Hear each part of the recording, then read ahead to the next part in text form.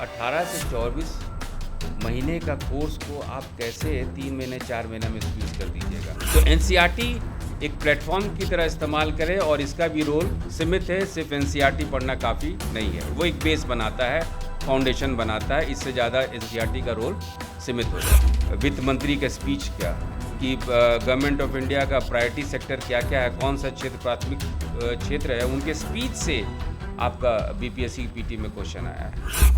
तो गाइड तो तहे दिल से हम अपने बच्चों को मना करते हैं कि study of guide is injurious to health. Government report को हमेशा पढ़िए, गवर्नमेंट वेबसाइट देखिए, हर एक मंत्रालय का वेबसाइट देखिए। नमस्कार, आप देख रहे हैं द बिहार टॉप। मैं हूं आदेशपुरी। बीपीएससी 67वीं का एग्ज़ाम ख़त्म हो गया। आपको बताएं कि प्रश्न देखने में काफ़ी सामान्य लगे, लेकिन जो अभी तक उसका रिसर्च हुआ है उलझाने वाले प्रश्न थे। और सबसे बड़ी बात, कहाँ से प्रश्न किए गए। अगर आज छात्रों को पढ़ाई करना हो तो उसके लिए रेफरेंस किताब क्या होगा, कैसे उनको तैयारी करनी होगी, कट ऑफ किया जाएगा। हमारे साथ हैं KSIS के राकेश सर हैं, इनसे हम बात करेंगे। और सबसे पहले इनके बारे में बता दें कि सर ने हर एक टॉपिक जो बीपीएससी के सिलेबस में दिया है पीटी में, उसको लेकर स्पेशल जो है वो क्वेश्चनों का एक सीरीज बनाया है। और वो भी जो भी रेफरेंस किताब है जिसे बिहार सरकार, भारत सरकार अपनाती है, उनको ध्यान में रखते हुए 20,000 प्रश्नों के इनके पास सेट हैं। और इनका दावा है कि 100 प्लस प्रश्न इनके सेट से बीपीएससी ने 67वीं में पूछा है। सर से ही बात करते हैं। सर, आपने एक क्वेश्चनों का एक बहुत बड़ा संग्रह बनाया है जो बीपीएससी के सिलेबस से पर आधारित है और सारे रेफरेंस बुक से आपने बनाया। आपने दिखाया कि आप कौन सा टेक्स्ट बुक और इकोनॉमिक सर्वे सारा चीज़ आप यूज़ करते हैं। क्या लगा प्रश्नों को देखकर? आसान था, उलझाऊ था या टफ था, कैसा था सर? बीपीएससी का जो वर्तमान सिलेबस है उस कांस्टेंट में या उस घेरा में इससे अच्छा पीटी का क्वेश्चन हो नहीं सकता। बहुत ही स्टैंडर्ड क्वेश्चन था एक सिविल सर्विसेज एग्जामिनेशन के लिए। और इसको आप उत्तर प्रदेश पीसीएस से भी कंपेयर कर सकते हैं। और सबसे महत्वपूर्ण बात यह है कि ये सिलेबस के गहराई तक इसमें क्वेश्चन पूछा गया है। सिर्फ ऊपर वन लाइनर क्वेश्चन बहुत कम है, 2-3 क्वेश्चन वन लाइनर है। यदि आप देखें तो डायरेक्ट क्वेश्चन भी बहुत कम है। और सबसे खुशी हमको इस टेस्ट में इकोनॉमिक्स डाटा, इकोनॉमिक्स के सवाल पे आया, सरकारी योजना पे आया और क्वेश्चन बहुत ही अच्छा था।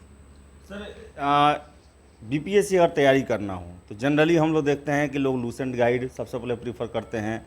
करंट के लिए चाहे घटना चक्र हुआ, गाइड ही है एक तरह से। तो इन सब चीज़ों को छोड़ दिया जाए, रेफरेंस बुक से पढ़ा जाए, क्योंकि इसका कारण भी है रेफरेंस बुक से आप नहीं पढ़ेंगे तो मेंस में आपका अच्छा नंबर नहीं आएगा।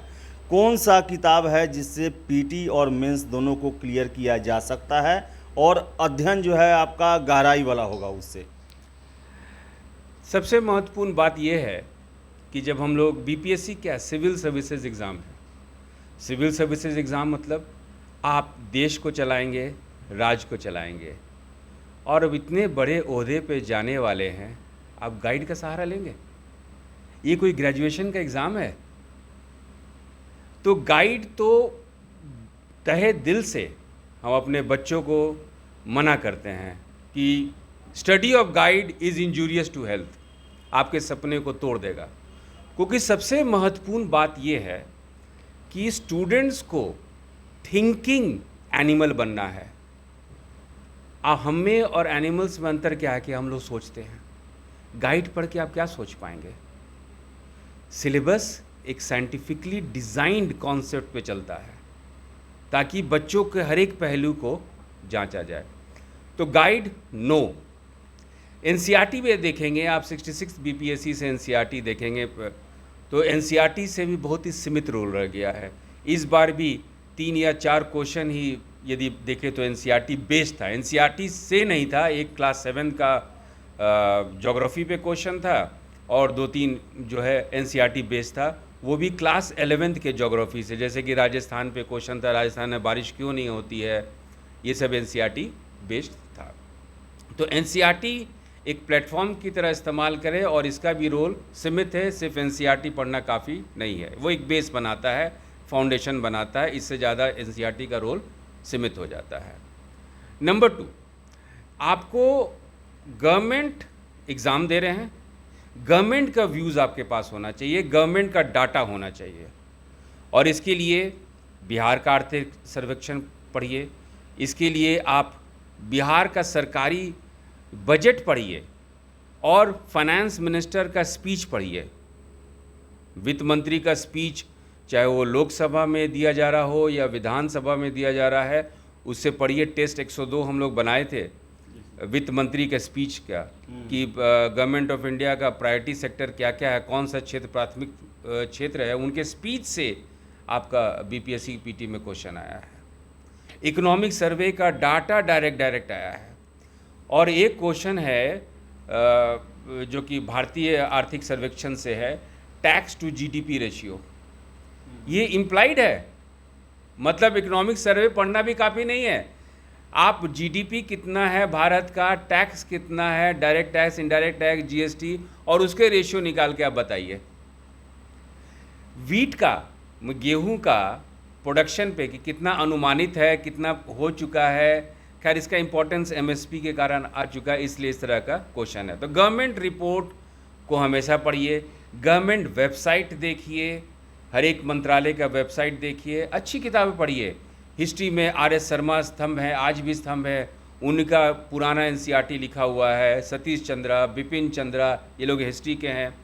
पॉलिटी में लक्ष्मीकांत, पीटी के हिसाब से बोल रहे हैं, लक्ष्मीकांत पढ़िए। लक्ष्मीकांत पे भी सारा चैप्टर्स आप यदि पढ़ेंगे तो हो सकता है समझने में दिक्कत हो।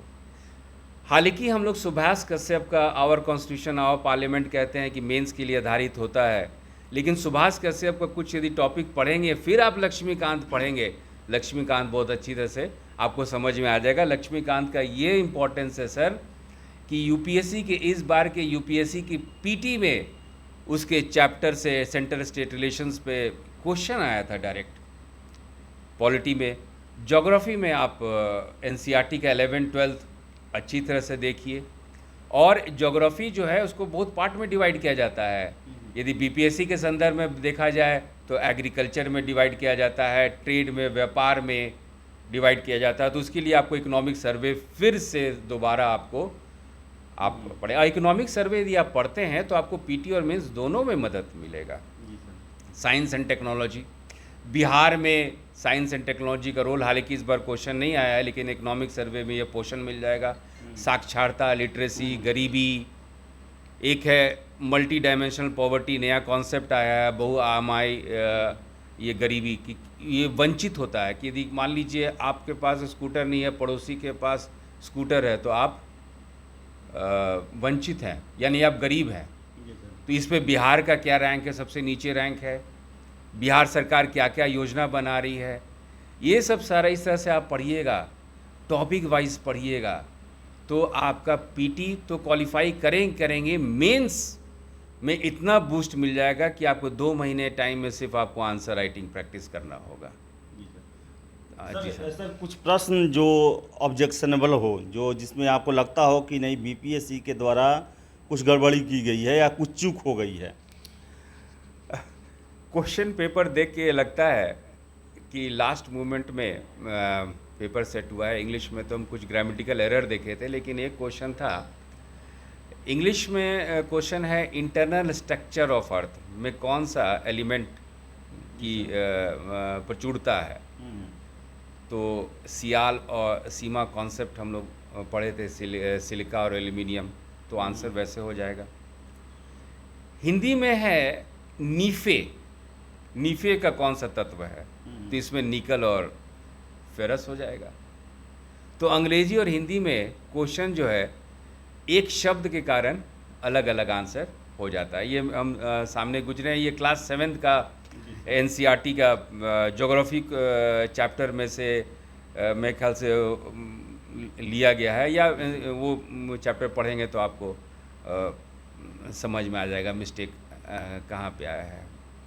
आयोग का आंसर तो हम मिलाए नहीं हैं, क्योंकि हम लोग वर्कआउट कर रहे हैं कि हमारा जो टॉपिक वाइज टेस्ट सीरीज़ चलता था उसमें से कितना क्वेश्चन मैच किया। 105 अराउंड फिगर आ रहा है। और चूँकि टेस्ट लिए थे सर आप? टोटल टेस्ट था 104। देखिए कॉन्सेप्ट हमारा दूसरा था। इसमें कॉन्सेप्ट हमारा क्या था कि ये सिद्धांत जो है, हम लोग एक कोचिंग इंस्टीट्यूट कम बोलिए रिसर्च इंस्टीट्यूशन ज़्यादा हैं। 66 बीपीएससी में बच्चे आते थे कि सर पीटी का टारगेट बैच नहीं हो सकता है, कैप्सूल बैच नहीं हो सकता था। हमको ये समझ में थोड़ा सा कम आया कि ये 18 से 24 महीने का कोर्स को आप कैसे 3 महीने 4 महीने में स्क्यूज़ कर दीजिएगा। ऊपर ऊपर पढ़ाने से कोई फ़ायदा नहीं है, बच्चों के साथ जस्टिस होगा नहीं। इससे अच्छा है कि वो कोई भी गाइड खरीद ले, उससे पढ़े। तो मेरे पास एमिकेबल सॉल्यूशन नहीं मिल पा रहा था। धीरे धीरे हमको लगा कि यदि हम टॉपिक वाइज टेस्ट सीरीज़ चालू कर दें, क्योंकि पहले टेस्ट सीरीज़ का कॉन्सेप्ट भी आया, तो टेस्ट सीरीज़ क्या कर दे, 150 क्वेश्चन का दे दे, बच्चों को क्या मिलेगा, ज़्यादा से ज़्यादा MCQ अटेम्प्ट करने का प्रैक्टिस मिल जाएगा, नॉलेज तो वो गेन नहीं करेंगे। It is again a wastage of time. तब हम सोचे कि एक स्पेशल मॉड्यूल बनाते हैं 4 से 5 घंटे का। मेहनत करना है, student have to labour hard, मेहनत करना है। और 5 घंटे का ऑन एन एवरेज मॉड्यूल था, जिसमें कि 2 घंटे का क्लासेस होता था, लेक्चर मोड पे होता था, सिलेबस बहुत फास्ट जाता था। और अगले 2 घंटे में हम लोग टेस्ट सीरीज़ कंडक्ट करते थे। मान लीजिए सिख एम्पायर पे बात की है, तो सिख एम्पायर पे जितना भी पॉसिबल क्वेश्चन, जितना भी स्टैंडर्ड बुक्स है, सारा क्वेश्चन हम लोग अटेम्प्ट करते हैं। सब कुछ लिखित है सर, क्योंकि हम लोग व्हाट्सएप ग्रुप बनाए थे। उसी दिन उसको हम लोग व्हाट्सएप पे उन लोग को बच्चों को भेजते थे। मान लीजिए एग्रीकल्चर है, तो एग्रीकल्चर पे हमारे पास 300 क्वेश्चन का सेट है। एग्रीकल्चर हम लोग 2 घंटे के क्लास में हम लोग पढ़ाई किए। फिर अगले 2 घंटे में 2 पार्ट है कृषि में। एक है ट्रेडिशनल, किस तरह से खेती होता है और भारत में क्या कृषि का स्थिति है, बिहार में क्या कृषि का स्थिति है। अब इस तरह से पूरा डाटा के साथ, कॉन्सेप्ट के साथ आप पढ़ेंगे, आपका पीटी तो निकलना 100% निश्चित है। और मेंस आपको एक बहुत बड़ा प्लेटफॉर्म दे देगा कि अब आप तैयार हैं, है ना। मेंस पीटी कौन क्वालिफाई करते हैं? जो मेंस के लिए तैयार हो मानसिक रूप से, अदरवाइज आप भीड़ के पात्र हैं। सर कट ऑफ के बारे में क्या आपका सोच है कि कट ऑफ कितना जाना चाहिए? 100 से ज़्यादा नहीं। देखिए 66 बीपीएससी पीटी थोड़ा सा हमको लगता है कि एक अपवाद था, एक एक्सेप्शन था। और क्वेश्चन का स्टैंडर्ड बहुत अच्छा है। बीपीएससी अभी तक में सबसे अच्छा क्वेश्चन जो है सेट की है, इसी बार सेट की है। जनरल मेल कैटेगरी 100 से ऊपर नहीं जाना चाहिए। 101 हो सकता है, 101 से ऊपर इट वोंट गो। फीमेल्स का 4-5 नंबर कम कर दीजिए, 95 कर दीजिए, तो इससे कट ऑफ ज़्यादा नहीं जाएगा। तो ये थे राकेश सर KSIAS के, और इनका कहना है कि आपको सिविल सर्वेंट आपको बनना है तो गाइड छोड़ना पड़ेगा, मेहनत करना पड़ेगा, क्योंकि अगर आप सफल होते हैं तो आपको राज्य या फिर देश चलाना पड़ता है। और इन्होंने उसी को ध्यान में रखते हुए जितने भी रेफरेंस बुक हैं उनसे प्रश्नों के सेट बनाए हैं, और क्लास में पहले पढ़ाया जाता है, फिर उसके बाद जो आंसर सीट है, जो क्वेश्चन का सेट है, उसके पर चर्चा की जाती है, उसको सॉल्व कराया जाता है। और सर का दावा है कि 105 से अधिक प्रश्न जो हैं वो डायरेक्ट इनके बनाए हुए क्वेश्चनों से, जो कि रेफरेंस बुक से बने हुए हैं, उससे बीपीएससी में पूछे गए हैं। तो जो भी सर ने बताया, टिप्स दिया, वैसा आप प्रयोग करें मेंस को लेकर। और जो 68वीं में फिर से अपीयर होना चाहते हैं उनके लिए भी ये ज़रूरी है कि वो अपने अगले 3-4 महीने इसी आधार पर तैयारी करें, ताकि वो पीटी के साथ साथ मेंस को भी आराम से क्लियर कर सकें। जो भी अपडेट होगा, जो भी नई बातें होंगी, सर का जो भी रिसर्च होगा, हम आपका सामने फिर रखेंगे। फिलहाल इस वीडियो में इतना ही। वीडियो पसंद आए तो लाइक शेयर करें। हमारे चैनल द बिहार टॉप को सब्सक्राइब जरूर कर लें। धन्यवाद।